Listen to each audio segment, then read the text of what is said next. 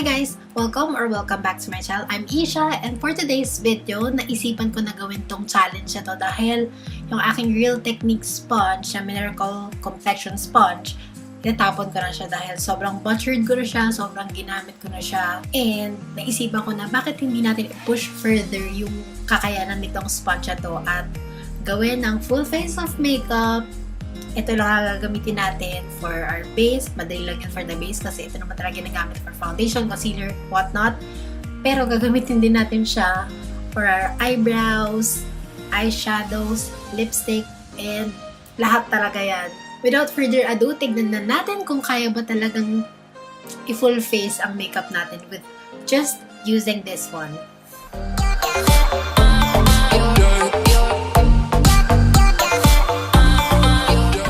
Okay, so good luck to me. But first, unahin natin is of course the primer. I'll be using this one, the NYX HG Studio Photogenic Primer Base. At ilalagay na natin siya sa sponge. So first time ko magpa-primer na ang gamit ay sponge.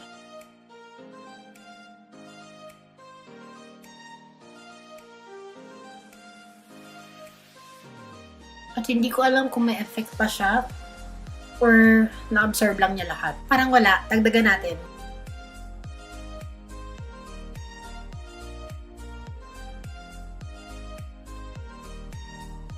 Ayan.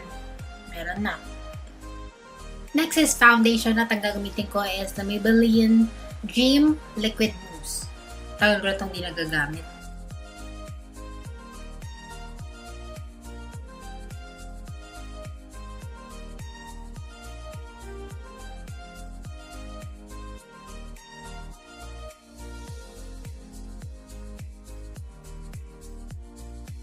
Siyempre, sa part na to, sobrang dali pa, diba? Kasi sponge naman talaga ginagamit for foundation. Tapos, magko-concealer na tayo. Ang gagamitin ko is my MAC NC30. Didip ko na lang siya mismo.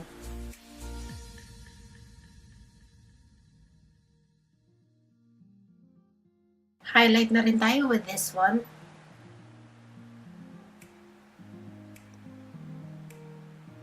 Mag-contour na rin tayo, pero wala akong liquid or cream na contour. So, gagamit na lang ako ng darker foundation. And I have here the MAC NC45. Obviously, sobrang dark. So, gamitin natin siya for contouring our cheeks. Diretso ko na.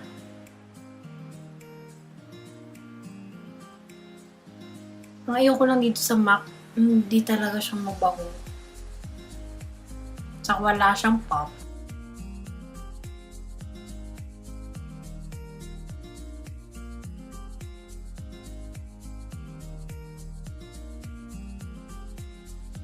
At i-blend na natin siya.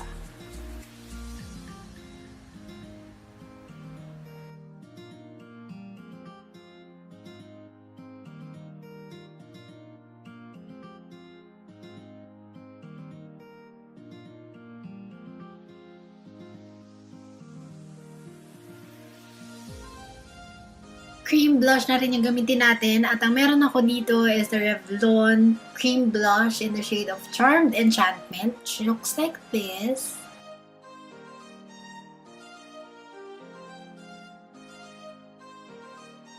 So far, mukhang okay yung makeup natin. At try natin mag-add ng highlighter. Pero wala akong cream highlighter. Meron lang ako nitong jumbo pencil. Jumbo pencil na pwede na rin pang highlighter. So, lalagay ko siya dito. Sana kumulay siya. Pero pink to, girl. Ano nga yung itsura na to sa cheeks ko? Okay, chunks of glitter siya. Pero, yan, may highlight effect naman. Ooh, me likey. Fairness. Sobra. Ito na rin. Okay lang na sobra to kasi mag-set naman tayo with powder para hindi mo akong sobrang dewy yung ating face. At ang gagamitin ko to set my whole face is my RCMA translucent powder. Gagamitin ko yung kabilang side. Ayan.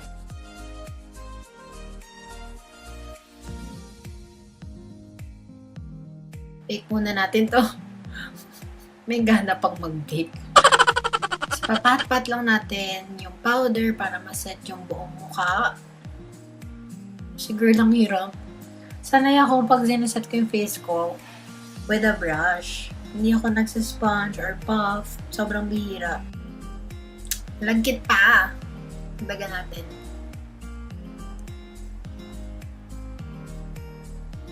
Pero, in fairness, yung highlight, kitang-kita pa rin siya.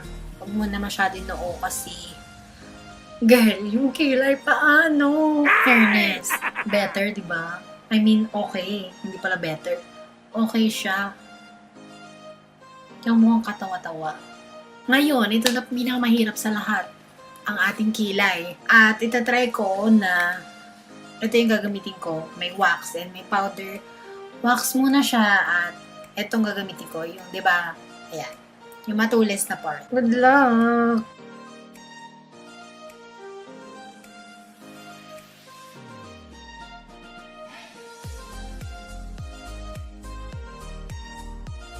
Ang kalat. Yung wax lang pala yung ina-apply ko muna.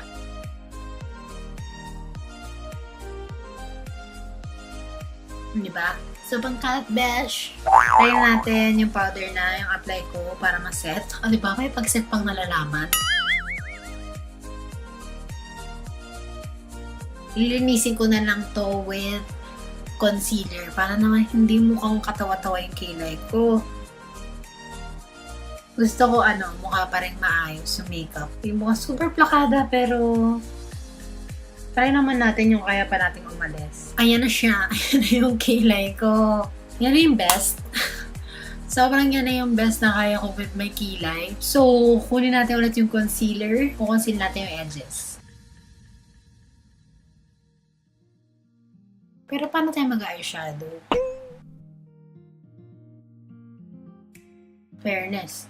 Fairness talaga. Taas.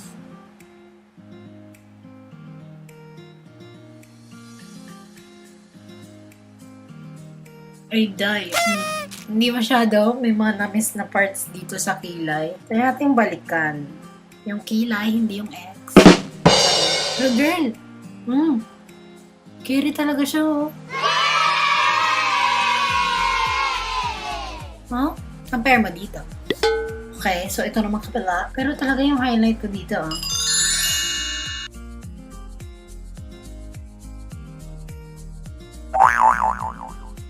Parang feeling ko tuloy sinasayang ko tong concealer ko. Mahal pa naman ito. What do you think? What do you think? Better naman, di ba? Kaysa nung kanina. Pero syempre, hindi pa rin super plakada. Okay na siguro yan. Ate, magawa eh. Diba? So, babalik ako doon sa powder at isa-set ko siya.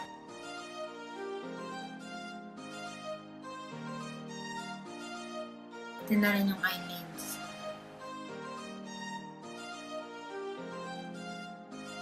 Ay, kumalat yung besh. Yung glitter. Sa buong mukha ko na siya. Pero ngayon, eyeshadow na tayo. So, paano to? Paano talaga? For eyeshadows, syempre, gusto kong gamitin itong Inglot palette ko. Dahil ang dami niya, hindi pa rin siya na-hit pan. So, unang gamitin, my God, yung white, ay yung cream. Just to set all over the eyelids. Alam mo, gusto kong magpalit ng sponge, yung mas maliit na sponge, pero parang feel ko madadaya ako. So, huwag na bash, ito na lang. Ginusto natin to. Tapos, parang gusto kong dahil naka-purple ako, i-purple din natin. Hindi, magmumukhang black eye. Pink and purple. Oh my God, ano ba to? Ba itong pinasok ko? Gamitin ko muna tong shade na to as transition color. Yes, may transition color talaga. Pero grabe yung glitter. Buong mukha ko na meron talaga. Pero girl, transition color siya. Bongga. Bila. Sana mapantay natin.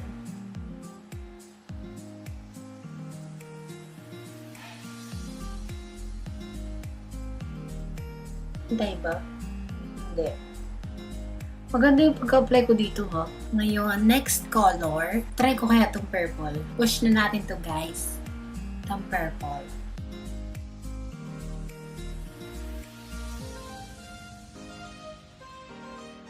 So, paano ko pala ito mabe-blend? Itong side.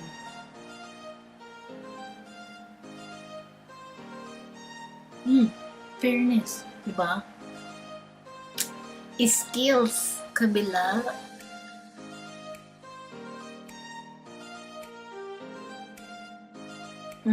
Fairness. Taga natin to.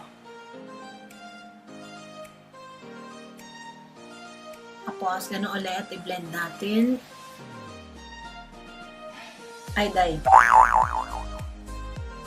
Pinatry ko talaga siya maging perfect, no? Ang hirap. Kamusta? Mukhang carry naman, pero parang mawala yung pink dito. Lagay ko yung pink dito.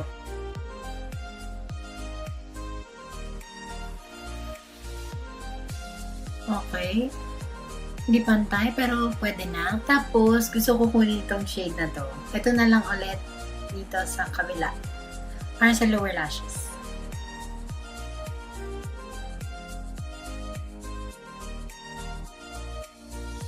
In fairness, mukha lang black eye, pero pwede na.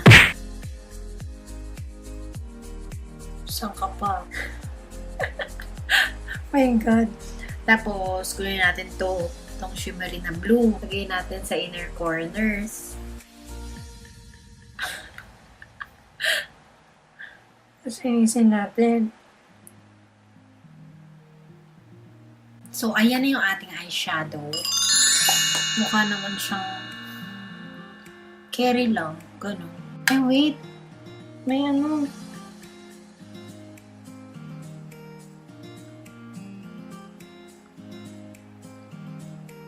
Yan. Curl lang yung lashes ko. Tapos mag-apply tayo ng mascara. Pero dahil sponge nga, lalagay mo natin siya sa sponge. Good luck. Binababoy ko na talaga yung sponge ko no?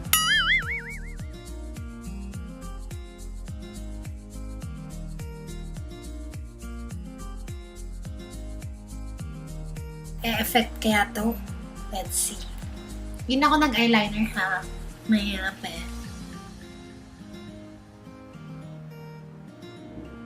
Hindi siya ganun ume-effect, pero nasa-tight line niya yung upper waterline ko.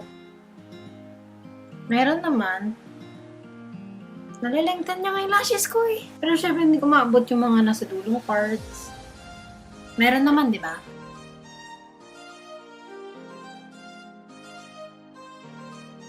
Try ko lang. Lagay ito sa waterline. Medyo makalat, pero pwede na.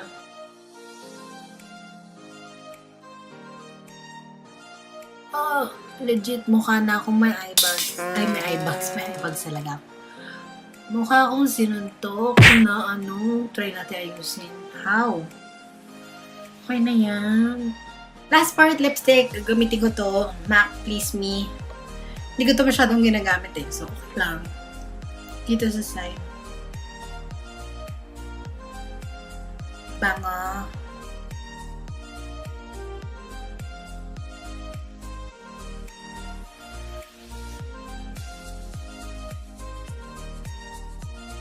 Wala masyadong lumalabas. Along ko kaya ng cream type. Ito, yung MAC Fast Play ko. Favorite ko to Alam mo, hindi na ako gumagamit mga bullet type na lipstick.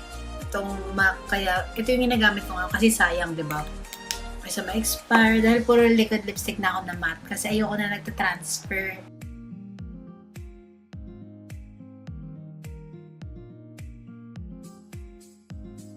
Ayan, much better. Ito na yung ating finished makeup.